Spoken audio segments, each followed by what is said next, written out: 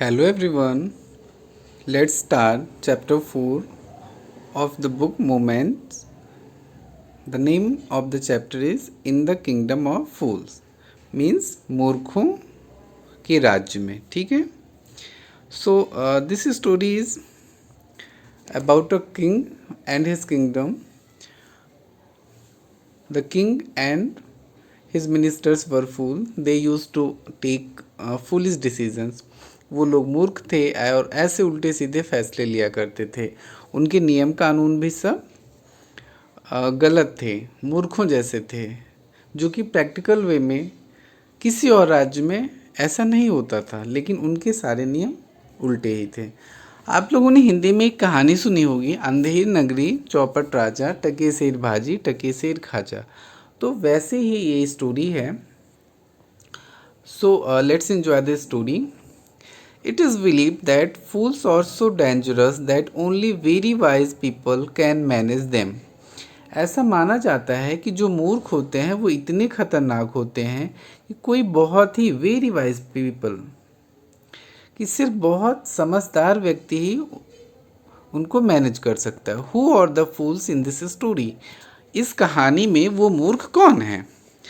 And what happens to them? और उनका क्या होता है? In the kingdom of fools, both the king and the minister were idiots. उस राज्य का क्या नाम था? किंगडम ऑफ द फूल्स, यानी मूर्खों का राज्य, मूर्ख देश कह सकते हो. उसमें the king and the minister were idiots. उसके जो किंग थे, उसका जो राजा था और जो उसके मंत्री था, वो दोनों इडियट्स थे. They did not want to run things like other kings. राजा और मंत्री चीज़ों को ऐसे नहीं चलाना चाहते थे जैसे कि बाकी राजा चलाते थे. जैसा हर राज्य में होता था, वो चाहते थे कि उनके राज्य में वैसा ना हो, कुछ अलग हो. So they decided to change night into day and day into night.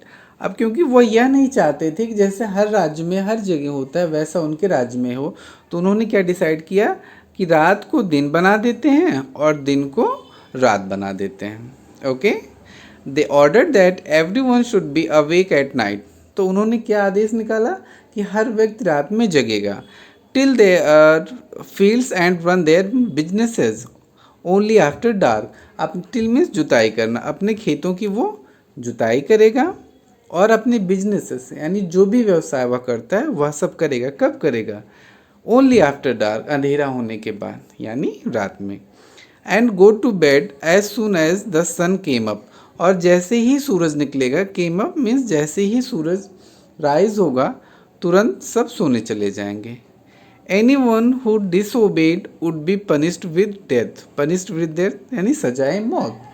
कोई भी व्यक्ति जो इस बात की अवहेलना करेगा, उल्लंघन करेगा, उसको मौत की सजा सुना दी जाएगी. The king and the minister were dilated at the success of their projects. अब क्या हुआ कि जो राजा था और उसका मंत्री, वो दोनों अपने इस ऑर्डर पे बहुत खुश थे. डिलाइटेड, बहुत खुश थे, क्योंकि उनका यह प्रोजेक्ट सक्सेसफुल था. One day a Guru and his disciple arrived in the city.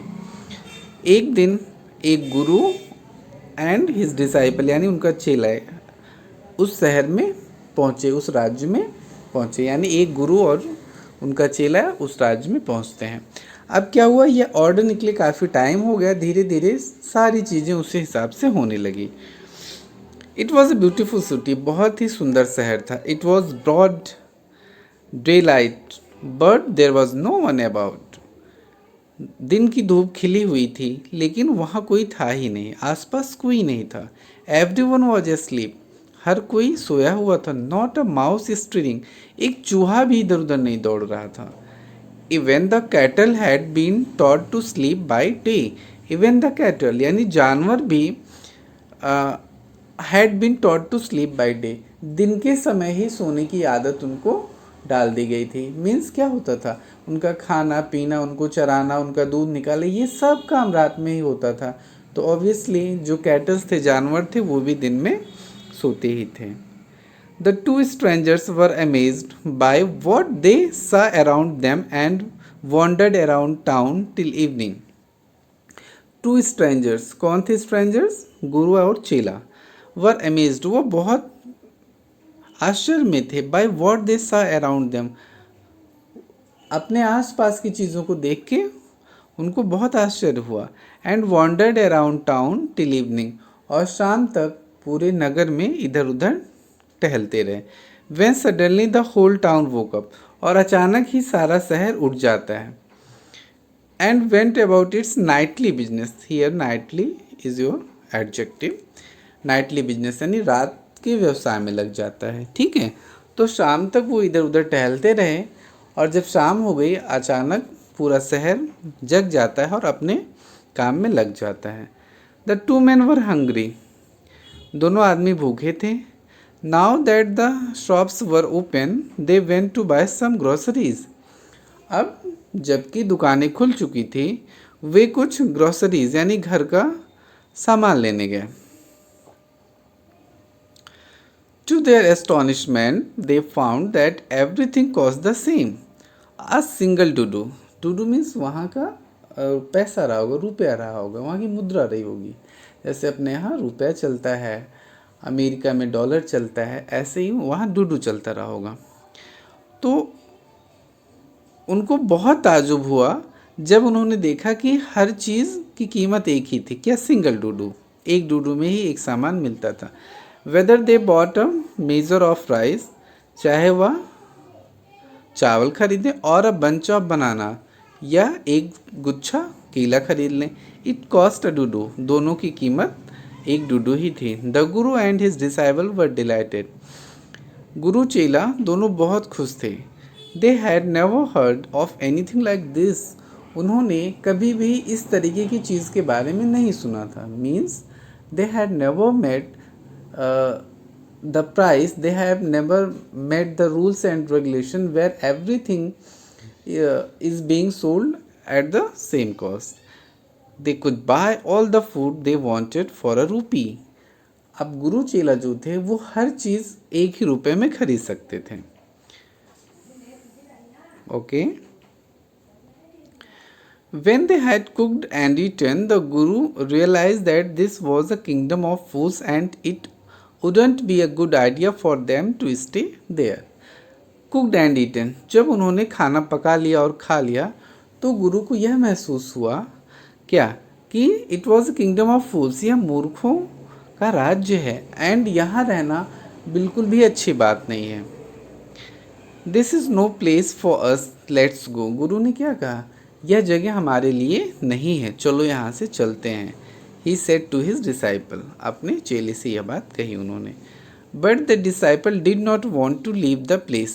लेकिन वह चेला वह जगह छोड़ना नहीं चाहता था. Everything was cheap here. यहाँ पे हर चीज़ें सस्ती थी. All he wanted was good cheap food. और उसे चाहिए क्या था? जो कुछ भी वह चाहता था वह अच्छा और सस्ता खाना. भाई सन्यासी थे, उनको क्या चाहिए था? पेट भर भोजन, और वो वहाँ पे बहुत सस्ता था. The Guru said, they are fools. They won't last very long and you can't tell what they'll do to you next. गुरु ने क्या कहा? ये सारे मूर्ख हैं, ये बहुत दिन तक इस तरीके से नहीं रहेंगे. यानी दिस मनी, वह व्यवस्था, वह सिस्टम, उनका वह राज बहुत दिन तक इस तरीके से नहीं रहेगा. And you can't tell what they'll do to you next. और तुम यह नहीं कह सकते कि अगली बार वो तुम्हारे साथ क्या करेंगे. But the disciple wouldn't listen to the guru's wisdom. लेकिन वह गुरु की बात को, विजडम मतलब यहाँ बुद्धि नहीं, गुरु की समझदारी वाली बात, ठीक है, लेकिन वह डिसाइपल गुरु की समझदारी वाली बात को नहीं सुनता है. अब क्या हुआ? He wanted to stay. वह वहाँ रहना चाहता था. The Guru finally gave up and said. अंत में गुरु ने उसे समझाना छोड़ दिया और कहा, Do what you want. I am going. And left. गुरु ने कहा कि जो तुम्हारा मन कहे तुम करो, अब मैं यहाँ से जाता हूँ. और ऐसा कह के वो चले गए. The disciple stayed on, ate his fill every day. His fill का मतलब क्या होता है? Here, fill is your noun, not the verb, and it means quantity of anything that satisfied, किसी चीज़ की मात्रा जो कि सेटिस्फाई कर सके। जैसे खाने में खाने की इतनी मात्रा जिससे आदमी का पेट भर जाए, गाड़ी में डीजल या पेट्रोल की इतनी मात्रा जिससे कि वो गाड़ी को जहाँ तक जाना हो वहाँ तक वह जा पाए, तो उसको फिल कहते हैं। ठीक है, तो द डिसाइपल स्टेड ऑन, वह वहाँ पे रहने लगा। Ate his fill every day, हर दिन वह पेट भर के खाता था। क्या क्या खाता था? Bananas and ghee and rice and wheat and Guru fat like a street side sacred bull. ठीक है, और वह वहाँ पे केले, घी, चावल, गेहूँ, ये सब खा खा के वो जैसे एक बुल होता है बैल की तरीके से मोटा हो गया, सेक्रेड बुल। जैसे लोग बुल की पूजा पाठ करते हैं, नंदी बुल मोटा, वैसे ही वह हो गया। One bright day a thief broke into a rich merchants house. Broke into means सेंध लगाना। ठीक है, दीवार काट के जब चोर किसी के घर में घुसते हैं तो उसको कहते हैं सेंध लगाना, ब्रोक इनटू। तो एक दिन क्या हुआ, एक चोर एक धनी मर्चेंट के घर में सेंध लगा के घुसा। He had made a hole in the wall and sneaked in, उसने दीवार में एक छेद किया, एंड स्नीक्ड इन यानी स्लिप इनटू, धीरे से अंदर घुस गया। And as he was carrying out his loot, और जब वह अपना लूटा हुआ सामान लेके बाहर आ रहा था, the wall of the old house collapsed on his head, तो उस पुराने घर की दीवार उसके सिर पे गिर गई। And killed him on the spot, और उसे तुरंत वहीं पे मार दिया, यानी दीवार ने उसे मार डाला, यानी वह तुरंत वहीं पे मर गया। His brother ran to the king and complained, अब जो चोर का भाई था वह राजा के पास गया और कंप्लेन किया। क्या कंप्लेन किया? Your highness, when my brother was pursuing his ancient trade, a wall fell on him and killed him. अब शिकायत भी क्या कर रहा है कि जब मेरा भाई अपना एंशिएंट ट्रेड, यानी हमारा पुश्तैनी बिजनेस है, चोरी करना पुश्तैनी ट्रेड है, तो जब मेरा भाई अपना पुश्तैनी ट्रेड कर रहा था तो एक दीवार उसके ऊपर गिर गई और वह मर गया। This merchant is to blame, इस मर्चेंट को, व्यापारी को दोषी ठहराना चाहिए। He should have built a good strong wall, उसे एक मजबूत और अच्छी दीवार बनानी चाहिए थी। Yes, these things are funny, but all these things are happening because they are in kingdom of fools, वो मूर्खों के देश में है। आप चोरी किया, वो चोर है, चोरी करते हुए चोर मारा गया, चोर मर गया, तो अब क्या उस मर्चेंट की गलती की, उसकी दीवार मजबूत क्यों नहीं थी? You must punish the wrong doer and compensate the family for this injustice, आपको गलती करने वाले को, रॉन्ग डूअर मीन्स जो गलती किया, जिसने गलत काम किया, तो आपको उसको सज़ा देनी चाहिए और इस फैमिली को कंपनसेट करना चाहिए। किसको कंपनसेट करना चाहिए? जिसकी फैमिली का कोई मर गया। The king said justice will be done, न्याय तो होगा, डोंट वरी, चिंता मत करो। And at once summon the owner of the house, और तुरंत किंग ने उस घर के मालिक को समन किया, यानी मर्चेंट को बुलाया। समन मीन्स क्या होता है? कानूनी रूप से बुलाना। When the merchant arrived, the king questioned him, जब वह व्यापारी आता है तो राजा उससे प्रश्न पूछता है। क्या पूछता है? What's your name? Such and such your highness, तुम्हारा क्या नाम है? उसने कहा मेरा यही नाम है। Were you at home when the dead man burgled your house? क्या तुम घर पे थे जब इस आदमी ने तुम्हारे घर में सेंध मारी की? बरगल में सेंध मारी करना। Yes, my lord, he broke in and the wall was weak, it fell on him. हाँ महाराज, उसने सेंध मारी यानी दीवार तोड़ के वह अंतर गया, और क्योंकि दीवार कमज़ोर थी तो यह उसके ऊपर गिर गई। The accused pleads guilty, your wall killed this man's brother, you have murdered a man, we have to punish you. तो यह जो है तुम्हारा इसमें दोष है। इस आदमी का भाई, तुम्हारी दीवार ने इस आदमी के भाई को मार दिया है तो तुम एक मर्डरर हो, तुम एक हत्यारे हो और तुम्हें सज़ा मिलनी चाहिए। Lord said the helpless merchant, बेचारा बेबस व्यापारी क्या कहते हैं, Lord I did not put up the wall, मैंने यह दीवार नहीं बनाई थी। It's really the fault of the man who build the wall, ये सचमुच तो उस आदमी की गलती है जिसने यह दीवार बनाई थी। ही did not build it right, उसने इसे ठीक से नहीं बनाया। यू शुड पनिश हिम, तुम्हें आपको उस व्यक्ति को सजा देनी चाहिए। हु इज़ दैट, वह आदमी कौन है, राजा पूछता। My lord this wall was build in my father's time, यह दीवार मेरे फादर के टाइम पे बनाई गई थी, यानी जब उसके फादर जिंदा थे मर्चेंट्स के, तब यह दीवार बनाई गई थी। आई नो द मैन, मैं उस आदमी को जानता हूँ। He is an old man now, अब वह आदमी बूढ़ा हो गया है। ही लिव्स नियर बाय, वह बगल में ही रहता है। The king sent out messengers to bring in the bricklayers who had build the wall. Bricklayer means क्या होता है, राजगीर, ठीक है, जो घर वगैरह बनाते हैं, मैसन जिसको बोलते हो, ठीक है, मैसन, राजगीर। तो क्या बोलता है कि the king sent out messengers to bring in the bricklayers who had build the wall, राजा ने तुरंत अपने संदेशवाहक को भेजा उस राजगीर को बुलाने के लिए जिसने वह दीवार बनाई थी। दे ब्रॉट हिम, वह उसे ले आए। टाइड हैंड एंड फुट, उसका हाथ पैर बांध के उसे ले आए।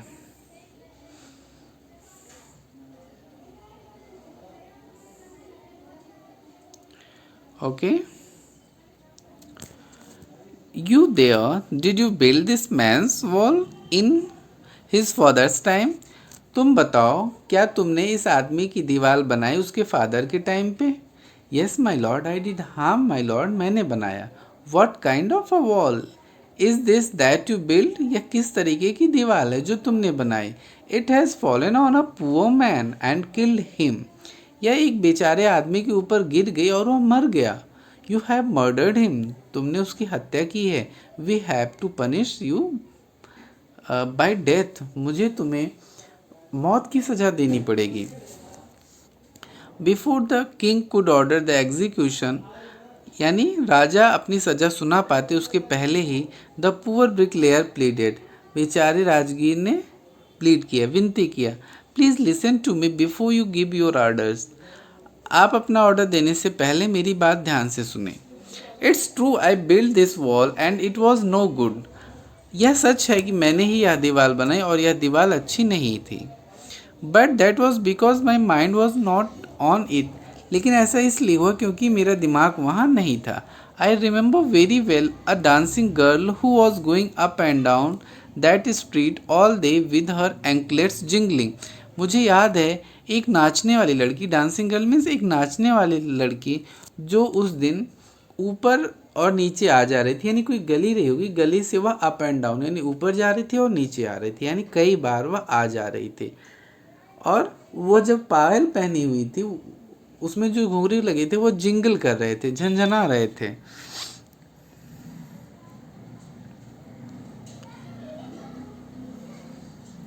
And I could not keep my eyes on my mind on the wall I was building, और इसलिए उसके पायल की झंझनाहट को सुन के, झंकार को सुन के मैं अपना ध्यान अपने मतलब अपनी आंखें और अपना ध्यान अपने काम पे नहीं लगा सका, यानी उस दीवार पे नहीं लगा सका जो मैं बना रहा था। You must get that dancing girl, I know where she lives, आपको उस डांसिंग गर्ल को बुलाना चाहिए, मुझे पता है वह कहाँ रहती है। You are right, the case depends, we must look into it, हाँ तुम सही कह रहे हो, यह मामला तो और गंभीर ही होता जा रहा है, गहरा ही होता जा रहा है, हमें इसकी गहरी छानबीन करनी चाहिए। It is not easy to जज सच कॉम्प्लिकेटेड केस, ऐसे कॉम्प्लिकेटेड केस को, ऐसे उलझे हुए केस को जज करना आसान नहीं है। Let's get that dancer wherever she lives, उस डांसर को, उस नाचने वाली लड़की को बुलाओ वह जहाँ कहीं भी रहती है। The dancing girl now an old woman came trembling to the court, अब वह डांसिंग गर्ल जो कि अब एक बूढ़ी औरत हो गई थी, लड़खड़ाते हुए, कांपते हुए दरबार में आती है। Did you walk up and down that street many years ago while this poor man was building a wall, did you see him? राजा पूछते हैं कि क्या तुम उस गली से कई बार ऊपर नीचे आई गई कई साल पहले जब यह आदमी उस दीवार को बना रहा था? क्या तुमने इस आदमी को देखा था? Yes my lord, I remember it very well. हाँ महाराज, मुझे खूब अच्छी तरीके से याद है। So you did walk up and down with your anklets jingling. इसका मतलब यह कि तुमने अपने पायल को छनकाते हुए कई बार ऊपर नीचे किया, यानी कई बार ऊपर नीचे आई गई।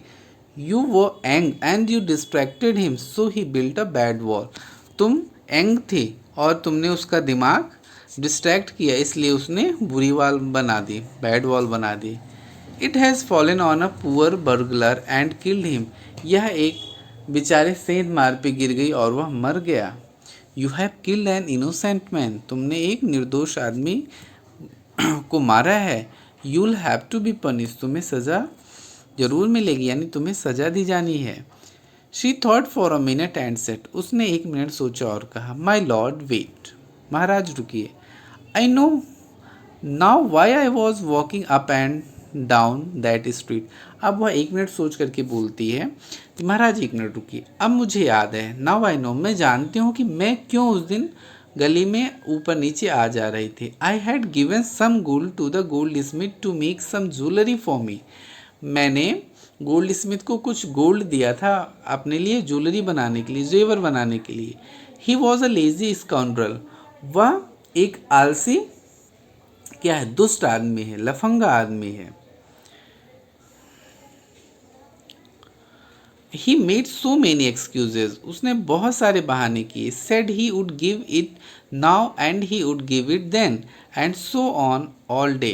उसने बहुत से बहाने किए। उसने कहा मैं इसे अब दूंगा, मैं इसे तब दूंगा, और ऐसा ही वह पूरे दिन करता रहा, और तभी मुझे जो है कई बार उसके यहाँ आना जाना पड़ा। He made me walk up and down to his house a dozen times. और करीब दर्जनों बार मुझे उसके घर पे आना जाना पड़ा। That was when this bricklayer saw me. It's not my fault, my lord. Uh, it's the damn goldsmith fault. ठीक है, यह मेरी गलती नहीं है, या तो उस दुष्ट की, या तो उस गुनाहगार गोल्ड स्मिथ की गलती है। Poor thing, she is absolutely right. बेचारी, हाँ वह तो सही कह रही है। Thought the king wing the evidence. इस सबूत से जो है वह कहता हाँ हाँ सही कह रही है यह।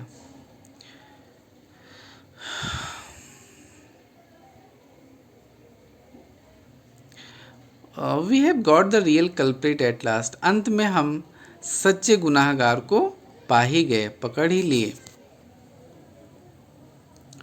Gate the goldsmith wherever he is hiding. उस सुनार को पकड़ो जहाँ कहीं भी वह छुपा हुआ, एट वंस, तुरंत। The king's bailiff searched for the goldsmith. Bailiffs क्या होते हैं? Person or officer appointed to a court to execute the orders. यानी जो कोर्ट का या जो राजा का जो जजमेंट लेने का अथॉरिटी होता है, उस अथॉरिटी के ऑर्डर को एग्जीक्यूट करने के लिए कुछ ऑफिसर्स जो है सेलेक्ट होते हैं, अपॉइंटेड होते हैं, उनको हम बिलीफ्स बोलते हैं। तो जो राजा के बिलीफ्स थे वो तुरंत उस गोल्ड स्मिथ को, सुनार को ढूंढने लगे। Who was hiding in a corner of his shop. जो अपने दुकान के एक कोने में छुपा हुआ था। When he heard the accusation against him, he had his own story to tell. जब उसने अपने अगेंस्ट एक्यूजेशन यानी आरोप को सुना तो उसके पास अपनी कहानी थी बताने के लिए। My lord, he said, I am a poor goldsmith. मैं तो एक बेचारा सुनार हूँ। It's true I made this dancer's come many times to my door. यह सच है कि मैंने इस डांसर को यानी इस नर्तकी को कई बार अपने दरवाजे पे बुलाया। I gave her excuses because I could not finish making her jewellery before I finished the rich merchants order. मैंने इससे कई बार इसलिए बहाने किए क्योंकि मैं इसकी ज्वेलरी नहीं बना सकता था जब तक कि मैं उस रिच मर्चेंट की ज्वेलरी न बना देता। They had a wedding coming. उनके यहाँ शादी होने वाली थी। And they would not wait, और वह इंतज़ार नहीं कर सकते थे। You know how impatience rich man are, आप तो जानते हैं कि धनी लोग कितने व्याकुल होते हैं, कितने इम्पेशेंस होते हैं। Who is this rich merchant who kept you from finishing this poor woman's jewelry, made her walk up and down, which distracted this bricklayer, which made a mess of his wall, which has now fallen on an innocent man and killed him. Can you name him? अब पूछ रहा है कि वह rich merchant कौन है जिसने तुमको जो है इस नर्तकी के जेवर को बनाने से रोका, जिसकी वजह से इसे कई बार ऊपर नीचे गली में आना जाना पड़ा, जिसकी वजह से वह मैसन यानी ब्रिकलेयर यानी राजगीर डिस्ट्रैक्ट हुआ और उसने दीवार में गड़बड़ी कर दी और वह दीवार गिर गई और वह बेचारा बलगरन मारा गया। तो क्या तुम उस रिच मर्चेंट का नाम बता सकते हो? The goldsmith name the merchant, और उस सुनार ने उस मर्चेंट का नाम बताया। And he was none other than the original owner of the house whose wall had fallen, और वह रिच मर्चेंट कोई और नहीं, घर का वह असली मालिक ही था जिसकी दीवार गिर गई थी। यानी जहाँ से कहानी शुरू हुई थी फिर वहीं पे आके कहानी पहुँच गई।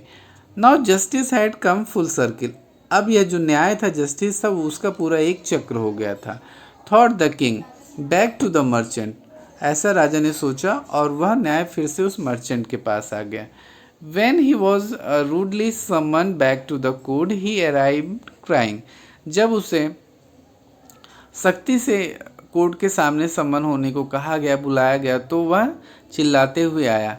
It was not me, but my father who ordered the jewelry. He is dead. I am innocent. यह मैं नहीं था, मेरे फादर थे जिन्होंने उस ज्वेलरी का ऑर्डर दिया था, वह मर गए हैं, मैं तो निर्दोष हूँ।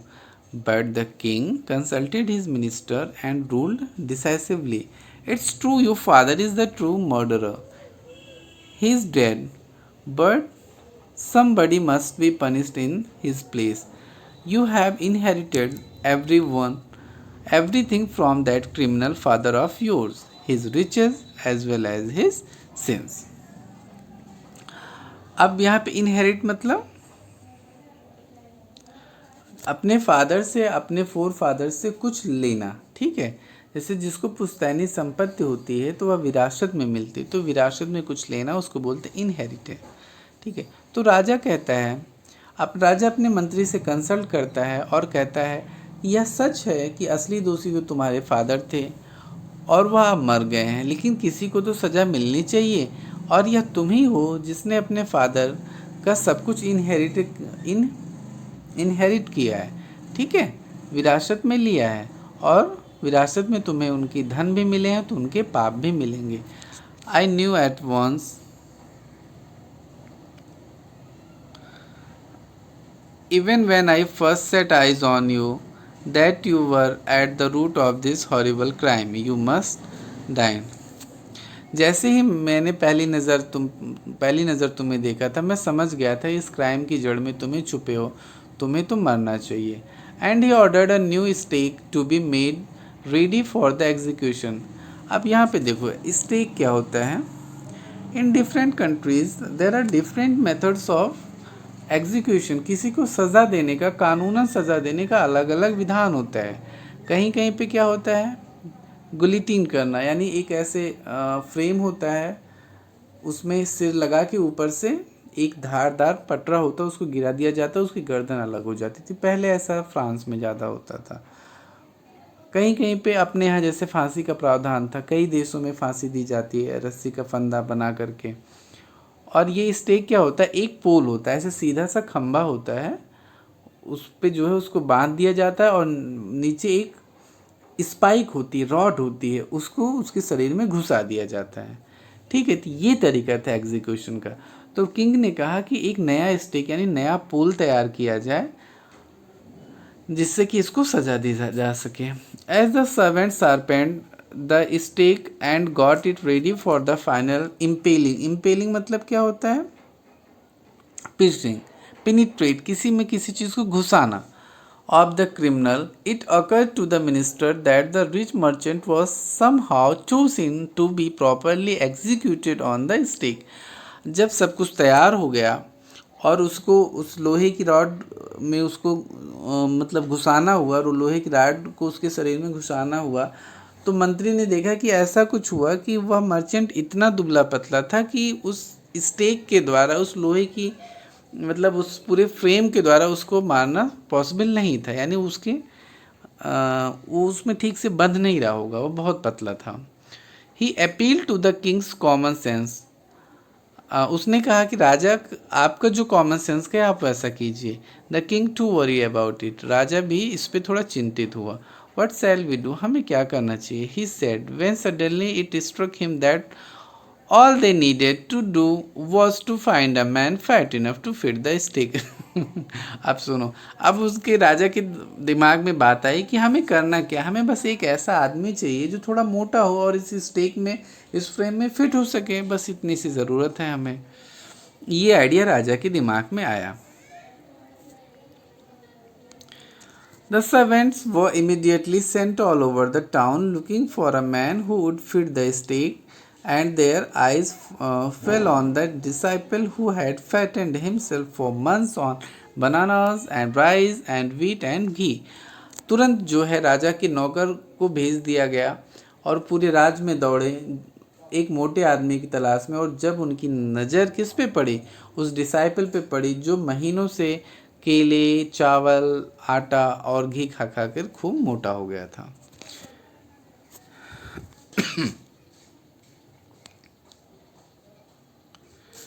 What have I done wrong, मैंने क्या गलती की है। आई एम इनोसेंट, मैं निर्दोष हूँ। आई एम अ सन्यासी, मैं एक सन्यासी हूँ। He cried that may be true, ऐसा हो सकता है, but it's the royal decree that we should find a man who enough to fit the stake. ऐसा हो सकता है कि तुम सन्यासी हो, तुमने कोई गलती न की हो, लेकिन यह राजाज्ञा है, राजा का आदेश है, रॉयल डिक्री है कि हमें एक ऐसे आदमी, ऐसे मोटे आदमी को पाना है जो इस स्टेक में फिट हो सके। They said and carried him to the place of execution, उन्होंने ऐसा कहा और उस मोटे आदमी को उस एग्जीक्यूशन की प्लेस पे ले आए।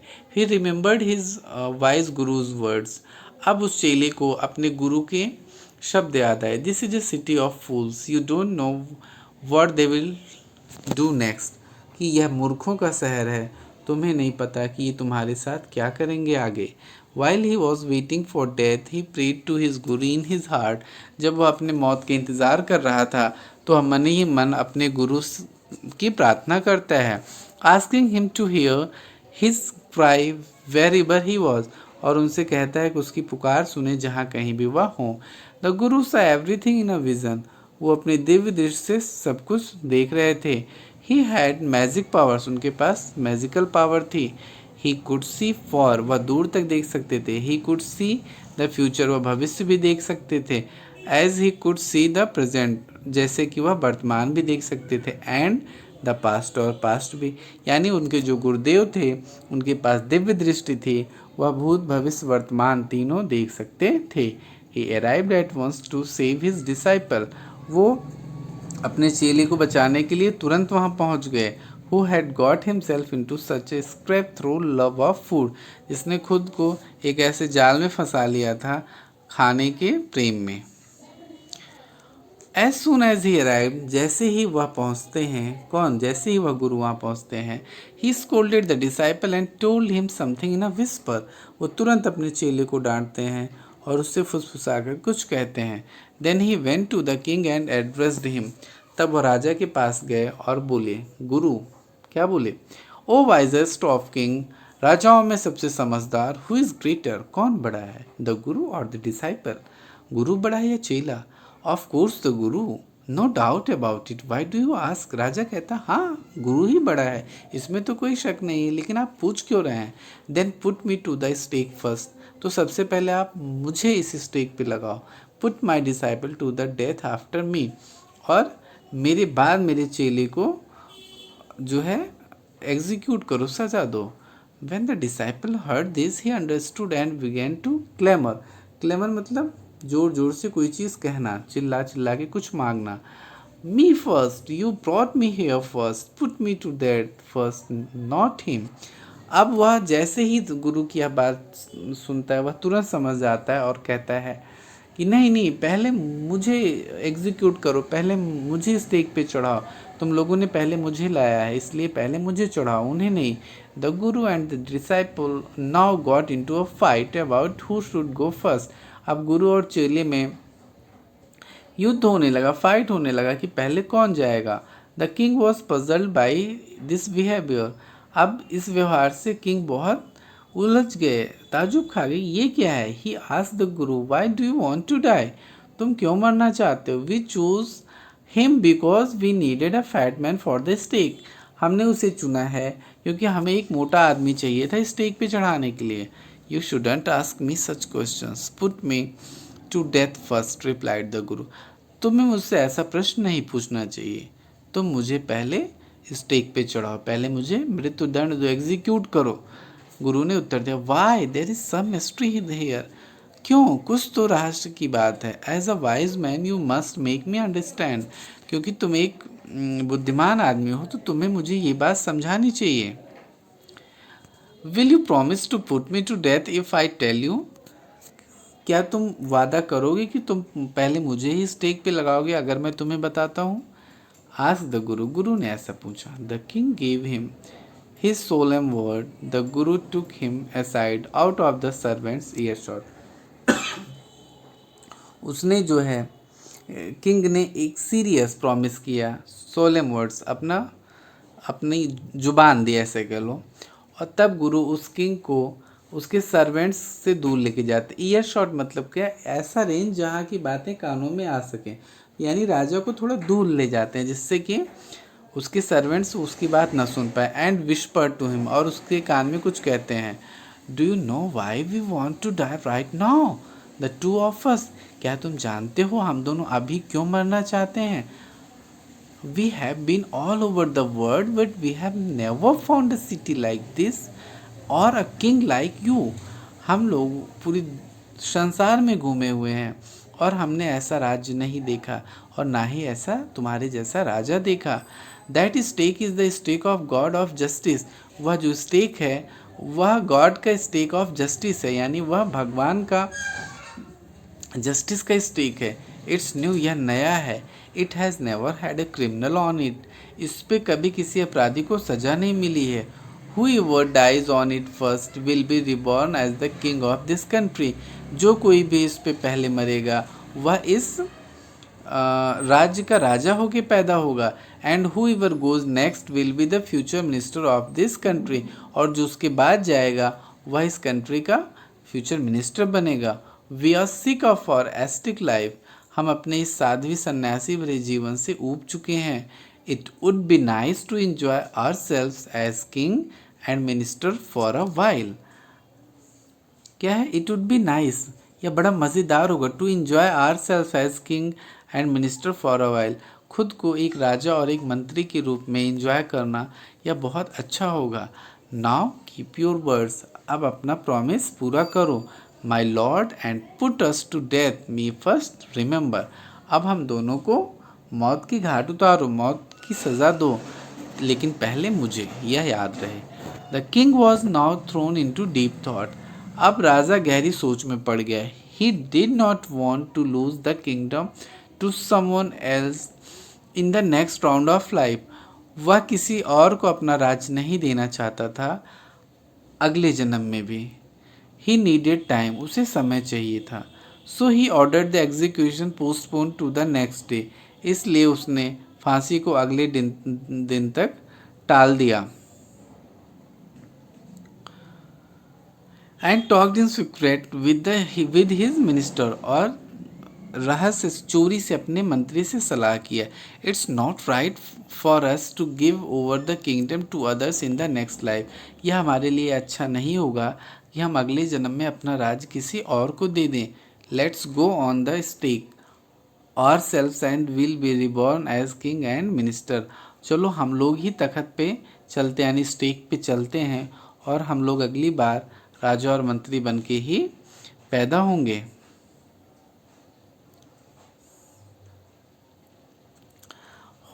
Holi man do not tell lies. जो संत होते हैं, जो साधु होते हैं, पवित्र आदमी होते हैं, वो झूठ नहीं बोलते हैं। He said and the minister agreed. राजा ने ऐसा कहा और मंत्री भी उससे सहमत हो गया। So he told the executioners. तो उसने उस सज़ा देने वाले को कहा, we'll send the criminals tonight. आज रात हम क्रिमिनल्स को भेजेंगे। When the first man comes to you put him to death first. जब पहला आदमी तुम्हारे पास आएगा तो उसको तुम मार देना, सजा दे देना मौत की। Then do the same to the second man. और फिर यही काम दूसरे आदमी के साथ भी करना। Those are my orders. ये मेरे ऑर्डर्स हैं। Don't make any mistake. कोई गलती नहीं होनी चाहिए।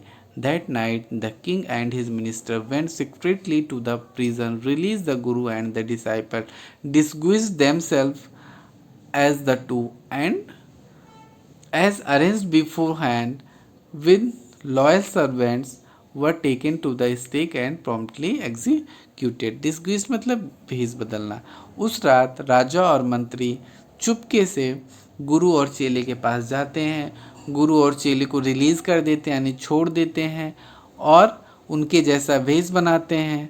और जैसा कि उन्होंने रॉयल सर्वेंट से पहले ही सेट कर लिया था, वो एक एक करके जाते हैं और उनको एग्जीक्यूट कर दिया जाता है, यानी उनको मार दिया जाता है। किसको मार दिया जाता है?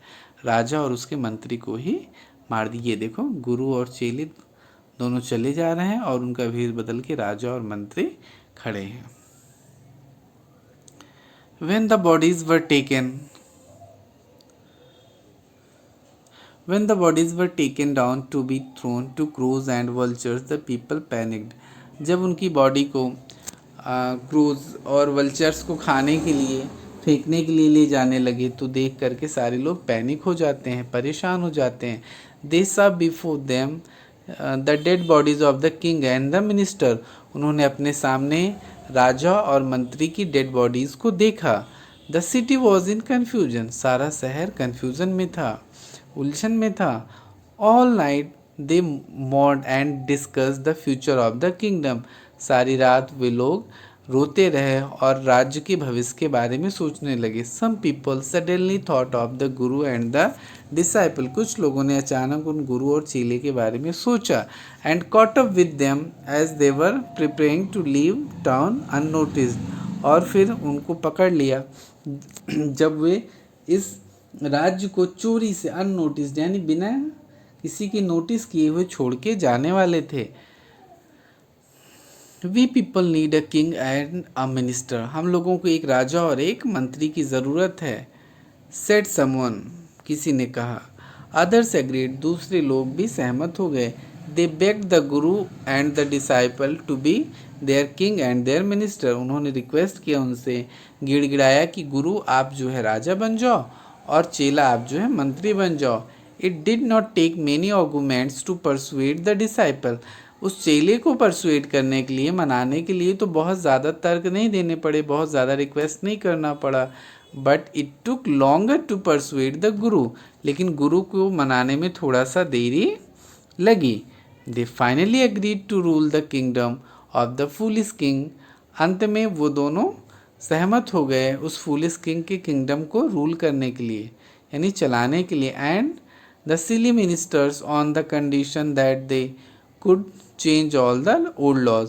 और जो बेवकूफ़ मूर्ख मंत्री थे उनको भी जो है सहमति दी गई कि वो सारे पुराने नियम बदल देंगे। और फ्रॉम देन ऑन यानी तब से night would again be night, रात फिर से रात होने लगी और दिन